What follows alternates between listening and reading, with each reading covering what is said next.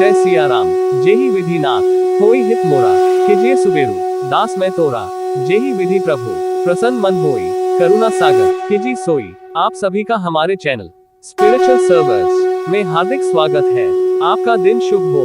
Channel को like follow subscribe करना ना भूले।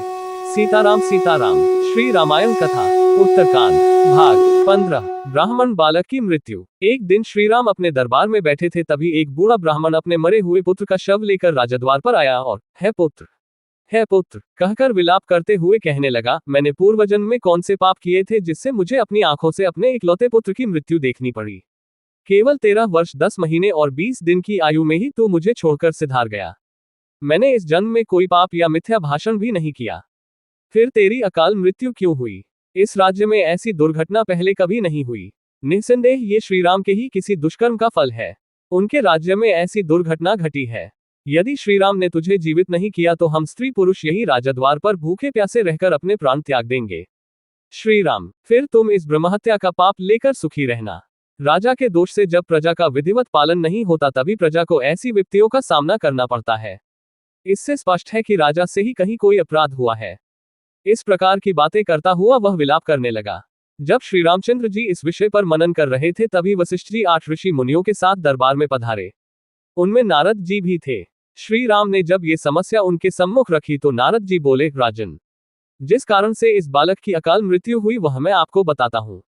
सतयुग में केवल ब्राह्मण ही तपस्या किया करते थे, फिर त्रेता के आरंभ में क्षत्रियों को भी तपस्या का अधिकार मिल गया।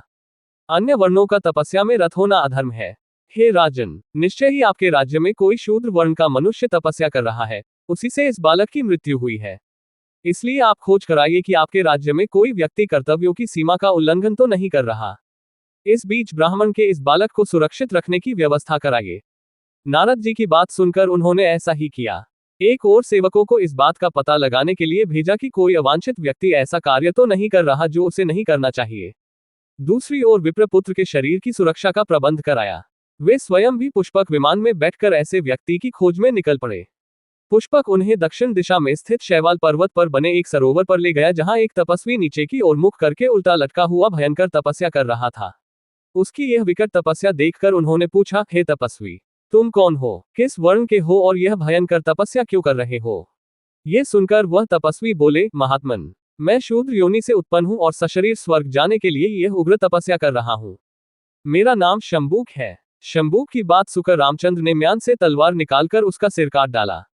जब इंद्र आदि देवताओं ने वहां आकर उनकी प्रशंसा की तो श्रीराम बोले, यदि आप मेरे कार्य को उचित समझते हैं तो उस ब्राह्मण के मृतक पुत्र को जीवित कर दीजिए।